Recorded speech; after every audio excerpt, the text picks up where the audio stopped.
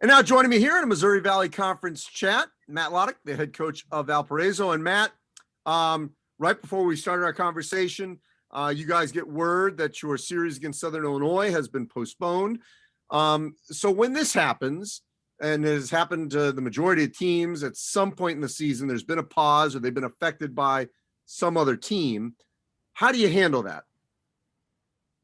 Well, we've had situations. We missed our last non-conference game, missed our first four conference games, and that was a result of issues within our program with the coronavirus. And so now we're experiencing it on the other end. Our issue right now, we've missed. We've been quarantined as a team 5 times. We've missed unbelievable amounts of practice time. So, I'm just really focusing on day to day, and today having a good practice. We're going to try to schedule another non-conference game. We'll see if that works out. But we have to just continue to get better. And, we have a pretty big youth movement going right now. And so we just got to get experience for the guys as best we can. So that's one thing that a lot of your peers have been telling me is that it's the rhythm of the season that has been so hard to deal with, or the lack thereof. Now, some programs have experienced pretty smooth sailing, and others have had this stop start. How hard has it been to create a rhythm? Yeah, I mean, it's difficult, but at the same time, no one's really feeling sorry for you. And, I said, hey guys, sometimes I know it feels like we're, fighting with one hand tied behind our back, but the reality is we're in a fight, and, we've just got to keep battling and controlling what we can control and try to get better every day. I will tell you, the spirits of our guys have been fantastic. I mean, they are a competitive bunch that want to get better, and it's a joy every day to come to work. So to that point, Matt, and I've heard that same thing. As much as there's been so many different disruptions for a lot of different teams, these players want to play that have all opted in. The coaches that have opted in all want to coach. And despite the disruption and the disappointment and the frustration of it, they can't wait to get back out there. How much is that true with your group? Oh, I mean, you hit the nail on the head. For me, even just personally, right? When you have something that, gets taken from you pretty abruptly, you don't get to, work out with your guys, your work becomes much different. It makes you really appreciate, what you do. And so I enjoy every single day that I'm afforded the opportunity to come into work. I really enjoy the guys in our program. I know they're happier when they're playing. And so right now, we're just trying to, put our guys on the court, doing what they do best and go from there. So also, because you've had now a postponement, and there's been sort of this, this routine of every weekend, and I know there are a couple of gap weekends, but how open are you to, if you need to, scheduling games other parts of the week, if you need to do that to make up, so that the guys get the games in some form or fashion? I mean, we still do have 2 months, but to get, a little under, but at least to get the games in. No, that's what we're trying to do. The hard part right now, I think I looked at our schedule. We're going to have a stretch, a 21 or 22 day stretch. We're going to play 10 games. So yeah, we're in that. We're going to get the games in or try as best we can. And so we're just going to roll with the punches. We're going to do what the conference, wants us to do. But on our end, we want to play, and that there's, no change in that. So Matt, Valpo is a small school. You can create sort of your own bubble even before a pandemic. I mean, how have you been able to do it at a place like Valpo, where really you can kind of control the controllables there?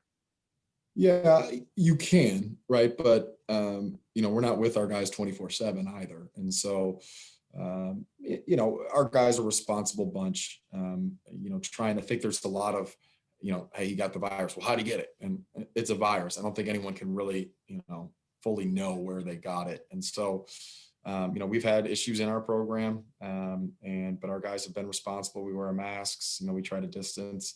We try to do our part and stay as compliant as possible, and then just go from there. And so I do think we're in a situation now, just for the programs where we should be able to, on our end, play pretty much every game that's on our schedule. Now, whether our opponents can, that's another question. But we are in a situation now where we can finally move forward, where we're not going to be abruptly stopped. Like practice isn't going to halt for 2 weeks and in situations like that. So we're excited about it.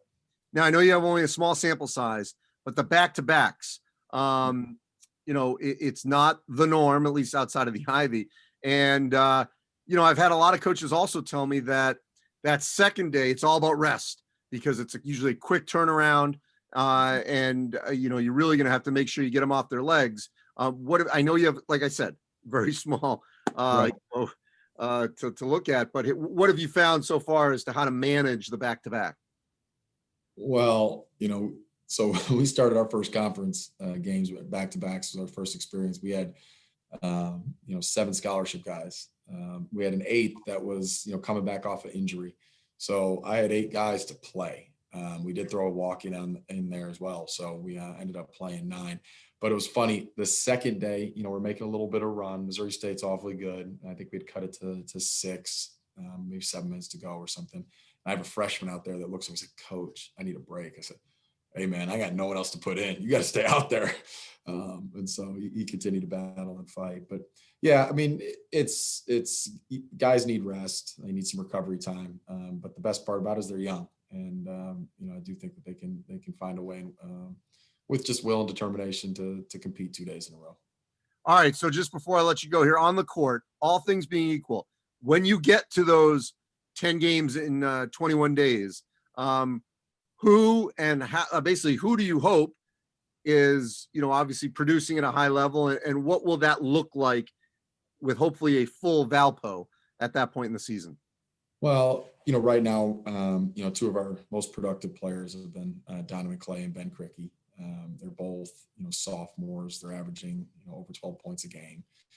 I do think with more reps, more consistency, that could actually go up.